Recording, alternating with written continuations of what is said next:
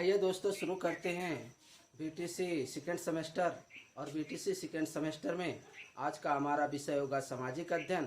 और सामाजिक अध्ययन में हमारा चैप्टर चल रहा है दिल्ली सल्तनत। तो दिल्ली सल्तनत में हमारा चैप्टर चल रहा है, आज का जो टॉपिक है वो है खिलजी वंश।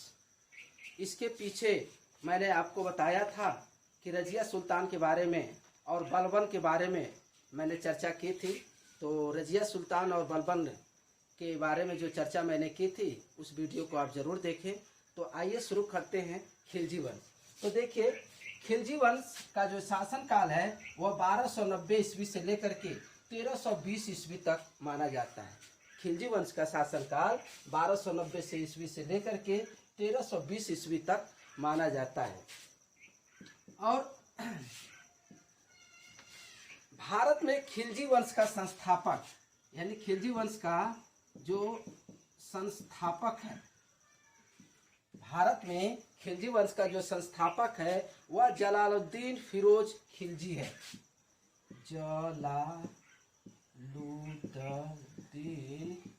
जलालुद्दीन फिरोज खिलजी। भारत में खिलजी वंश का संस्थापक जलालुद्दीन फिरोज खिलजी था। और 13 जून 1290 ईस्वी को 13 जून 1290 ईस्वी को कैकुबाद द्वारा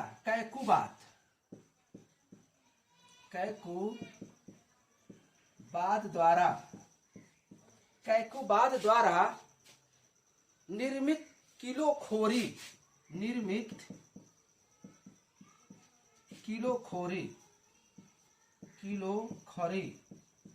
ये किलोखरी स्थान का नाम है जिसे कीलूगढ़ी के नाम से जाना जाता है। किसे? कीलूगढ़ी के नाम से जाना जाता है। और यहीं पर इसके किलोखोरी महल में इसका राज्यारोहण हुआ था। किसका? जलालुद्दीन फिरोज खिलजी का राज्यारोहण हुआ था। यह दिल्ली सल्तनत का प्रथम शासक था जिसका हिंदू जनता के प्रति अधिक उदार दृष्टिकोण रखता था। कौन? जलालुद्दीन खिलजी हिंदू जनता के प्रति अधिक उदार दृष्टिकोण रखता था। जलालुद्दीन का जो शासनकाल माना जाता है वो 6 वर्ष का माना जाता है। 6 वर्ष का माना जाता है कि जलालुद्दीन का जो शासनकाल था वो 6 वर्ष का था। जलालुद्दीन खिलजी ने अपनी योग्यता से एक सैनिक स्तर से उठते हुए इसने सर ए जहांदार की उपाधि सर ए जहांदार को कहा जाता है कि इसे शाही अंगरक्षक कहा जाता है। सर ए जहांदार को शाही अंगरक्षक के पद को प्राप्त किया था। मतलब सैनिक पद से के स्तर से उठते हुए सर ए जहांदार शाही अंगरक्षक के पद को इसने प्राप्त किया था। कौन? जलालुद्दीन खिलजी। दिल्ली में ही जलालुद्दीन खिलजी को शाइस्ता खां की उपाधि दी गई थी। शाइस्ता खां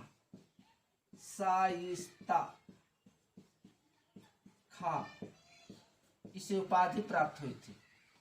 शाइस्ता खां की उपाधि प्राप्त किसे हुई थी? तो शाइस्ता खां की उपाधि जलालुद्दीन फिरोज खिलजी को प्राप्त हुई थी। आगे देखते हैं।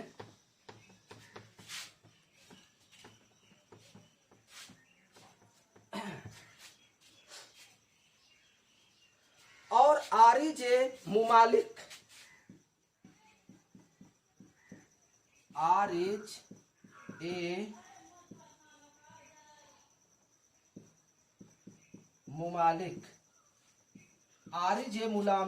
का मतलब है सेना मंत्री। आरिज-ए मुमालिक का मतलब है सेना मंत्री का पद भी इसे दिया गया था। यानी जलालुद्दीन फिरोज खिलजी को सेना मंत्री का पद भी दिया गया था, जिसे आरिजे मुमालिक के नाम से जाना जाता है, उपाधि दिया गया था। जलालुद्दीन के समय ईरानी एक फकीर था। कौन? ईरानी एक फकीर था जिसका नाम था सीधी मौला। सीधी मौला। और सीधी मौला को इसी के शासनकाल में हाथियों के पैर तले कुचलवा दिया गया था।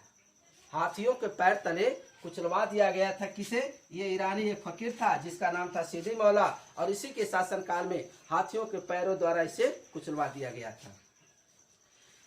जलालुद्दीन की नीति को उलटकर, यही जलालुद्दीन फिरोज तुगलक खिलजी की नीति को उलटकर अलाउद्दीन खिलजी ने इसका विरोध किया।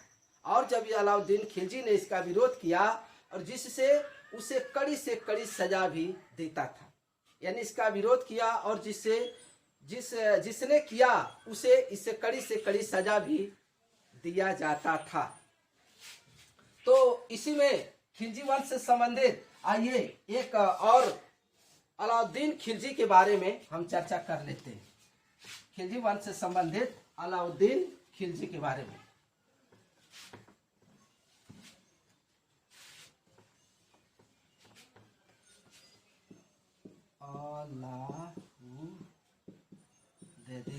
अलाउद्दीन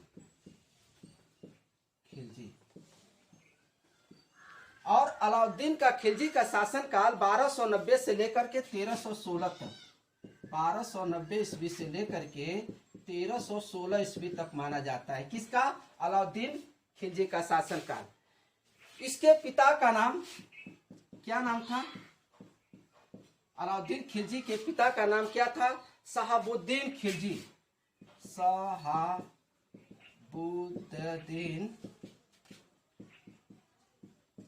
खिलजी। क्या नाम था? शहाबुद्दीन खिलजी। और शहाबुद्दीन खिलजी जो था, जलालुद्दीन, पीछे जो मैंने बताया है, जलालुद्दीन फिरोज का भाई था। जलालुद्दीन फिरोज का भाई कौन था? शहाबुद्दीन खिलजी। 1294 ईस्वी में अलाउद्दीन ने देवगिरी पर आक्रमण किया था। 1294 ईस्वी में कहा? देवगिरी पर आक्रमण किया था। 1294 ईस्वी में इसने देवगिरी पर आक्रमण किया। देवगिरी के विजय से अलाउद्दीन की सुल्तान बनने की इच्छा प्रबल हो गई। मतलब देवगिरी को जब ने इसने आक्रमण किया और इसको जीत लिया, तो यहीं से इसके अंदर एक सुल्तान बनने की इच्छा प्रबल हो जाती है। जब इसकी इच्छा प्रबल हो जाती है तथा इसने 13 जुलाई 1296 ईस्वी को, 13 जुलाई 1296 ईस्वी को, 13 जुलाई 1296 ईस्वी को धोखे से जलालुद्दीन की हत्या करवा देता है। और हत्या करवा करके यह स्वयं सत्ता को प्राप्त कर लेता है। कौन? अलाउद्दीन खिलजी। आगे देखते हैं।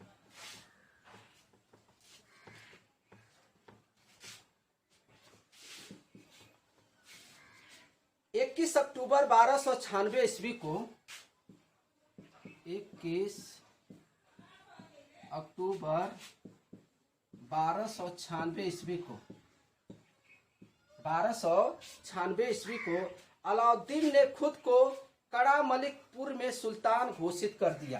कहा? कड़ा मलिक, सही है, कड़ा मलिक का इसने सुल्तान घोषित कर दिया था। कड़ा मलिकपुर का इसने सुल्तान घोषित कर दिया, जहां वह सुल्तान बनने से पहले, यानी ये कड़ा मलिक जो स्थान था, यहाँ का जब अपने आप को सुल्तान घोषित कर दिया, तो इसके पहले यहाँ का ये पूर्व सूबेदार था। क्या था, पूर्व सूबेदार यहीं पर नियुक्त हुआ था और यही का ये सुल्तान फिर बाद में बनता है। कौन, अलाउद्दीन खिलजी। तथा इसका राज्याभिषेक जो हुआ था, राज्याभिषेक, और इसका राज्याभिषेक कहाँ हुआ था, बलबन के लाल महल में हुआ था। बलबन के लाल महल में हुआ था। यानी अलाउद्दीन खिलजी का जो राज्याभिषेक हुआ था वो बलबन के राज्य लाल महल में हुआ था। आगे, जलालुद्दीन के शासन काल में इस्लाम कबूल कर 2000 मंगोल दिल्ली के आसपास बसाए गए थे। यानी कहा जाता है जलालुद्दीन का जो शासन काल था उसमें इस्लाम कबूल कर, लोगों को इस्लाम कबूल करवा करके 2000 मंगोल दिल्ली के आसपास इन्हें क्या किया गया था, इन्हें बसाया गया था। भोजों और उत्सवों का आयोजन करना निषिद्ध कर दिया था। अलाउद्दीन खिलजी ने भोज उत्सव पर क्या लगाया, प्रतिबंध लगा दिया था। भोज और उत्सव पर इसने कि कोई भोज नहीं कराएगा, कोई उत्सव नहीं कराएगा, इसने उस पर इसे निषिद्ध कर दिया था। तथा सुल्तान की अनुमति के बिना, यानी हमारे अनुमति के बिना कोई वैवाहिक संबंध भी स्थापित नहीं करेगा। कौन सा, वैवाहिक संबंध, वैवाहिक संबंध भी इसने क्लोज कर दिया, कोई इस पर भी प्रतिबंध लगा दिया। और अलाउद्दीन खिलजी ने शराब व नशीली पदार्थों पर भी इसने प्रतिबंध लगवा दिया था। यानी शराब व नशीली पदार्थों पर भी इसने प्रतिबंध लगवा दिया था। वैवाहिक संबंध पर प्रतिबंध लगवा दिया, भोज और उत्सव पर भी इसने प्रतिबंध लगवा दिया, शराब व नशीली पदार्थों पर भी इसने प्रतिबंध लगवा दिया था। कौन था, कौन, वो अलाउद्दीन खिलजी।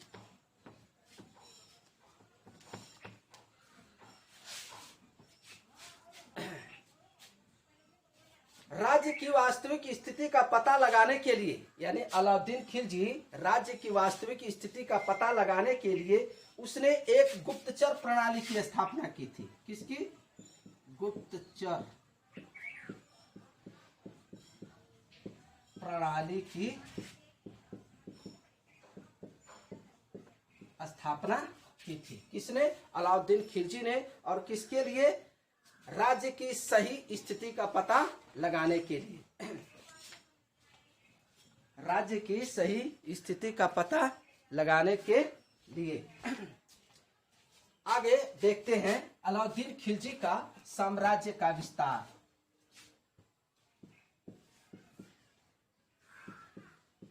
साम्राज्य का विस्तार। तो इसने साम्राज्य का विस्तार राजस्थान के क्षेत्र में रणथंभौर, राजस्थान के क्षेत्र में रणथंभौर के अलाउद्दीन खिलजी का प्रथम ये सैन्य अभियान था।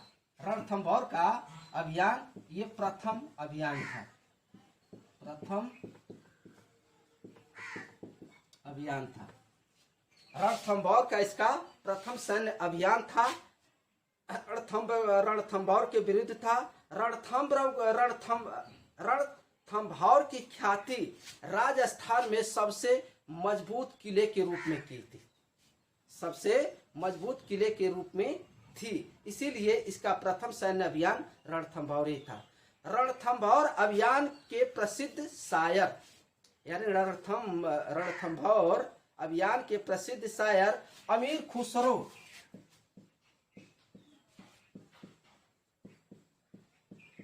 अमीर खुसरो और कौन था, अमीर खुसरो अलाउद्दीन के साथ था। अमीर खुसरो किसके साथ था, तो अलाउद्दीन के साथ था। किस अभियान में, रणथंभौर के अभियान में। इसके बाद अलाउद्दीन ने चित्तौड़ की ओर बढ़ा था। इसने किधर बढ़ा था?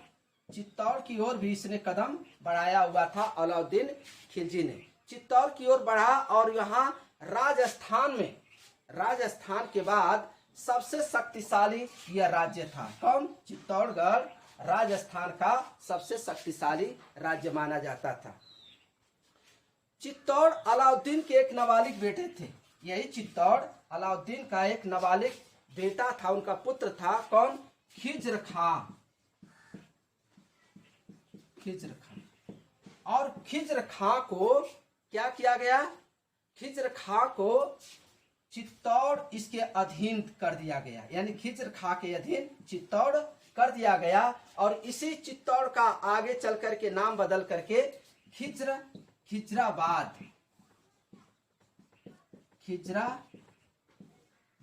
कर दिया गया। क्या कर दिया? खिजराबाद कर दिया गया था। तो ये राजस्थान का इसका ये प्रथम अभियान था। और इसी में इसका दूसरा अभियान है दक्षिण भारत का अभियान, जिसे दक्कन के नाम से जाना जाता है। किसे नाम से? जिसे दक्कन के नाम से जाना जाता है। दक्कन के नाम से जाना जाता था। अब सुन लीजिए, 1306 ईस्वी से लेकर के 1307, 1306 से लेकर के 1307 ईस्वी में अलाउद्दीन ने 2 सैनिक आक्रमण योजना बनाई थी। यानी 1306-1307 में अलाउद्दीन खिलजी ने 2 आक्रमण की योजना बनाई थी। पहला आक्रमण रायकरण क्षेत्र का था। पहला आक्रमण रायकरण के खिलाफ था, जो गुजरात से निकाले जाने के बाद मालवा की सीमा बगलाना पर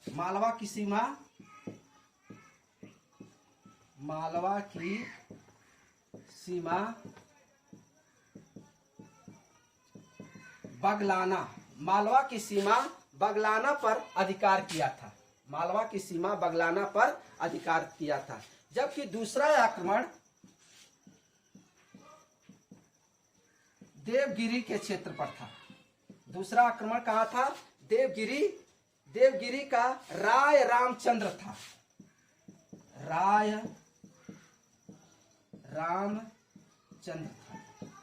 और राय रामचंद्र था। और इसकी कमान अलाउद्दीन ने अपने एक गुलाम, इसका था अलाउद्दीन का एक गुलाम था। कौन?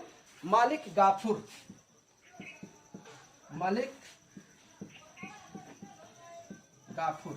और मालिक गाफुर को इसने सौंप दिया था। किसने? अलाउद्दीन खिलजी ने। जिसमें रायकरण ने आत्मसमर्पित कर दिया था। ये रायकरण इसने क्या किया था? तो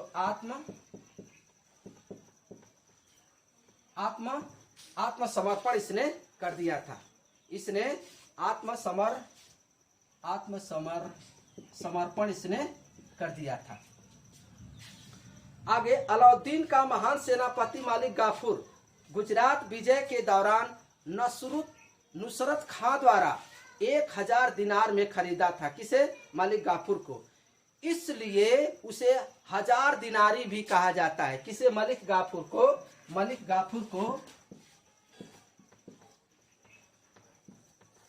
1000 दिनारी भी कहा जाता है। मलिक गाफुर को 1000 दिनारी के नाम से भी जाना जाता है। आगे अलाउद्दीन के दक्षिण भारतीय अभियान का नेतृत्व कौन किया था? तो मलिक गाफुर ही ने किया था।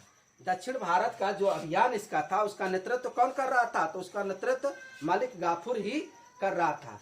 1309 ईस्वी और 1311 ईस्वी के बीच मलिक गाफुर ने दक्षिण भारत पर 2 बार आक्रमण किए थे। कब? 1309 में और 1311 में इसने दक्षिण भारत पर 2 बार आक्रमण किए थे। 2 बार इसने आक्रमण किया हुआ था। पहला आक्रमण तेलंगाना के वारंगल क्षेत्र,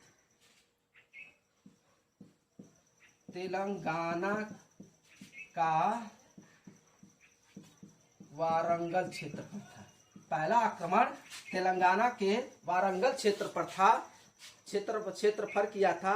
और यहाँ का शासक प्रताप रुद्रदेव द्वितीय था। यहाँ का जो शासक था प्रताप रुद्रदेव द्वितीय था, ने मलिक गाफूर को विश्व प्रसिद्ध कोहिनूर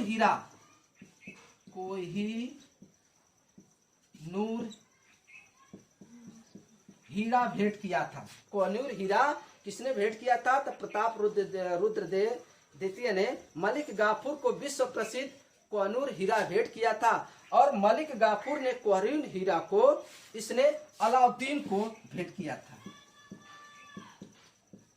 अलाउद्दीन को इसने भेंट किया था। कौन? मलिक गाफूर ने कोहिनूर हीरा को अलाउद्दीन को इसने भेंट किया हुआ था।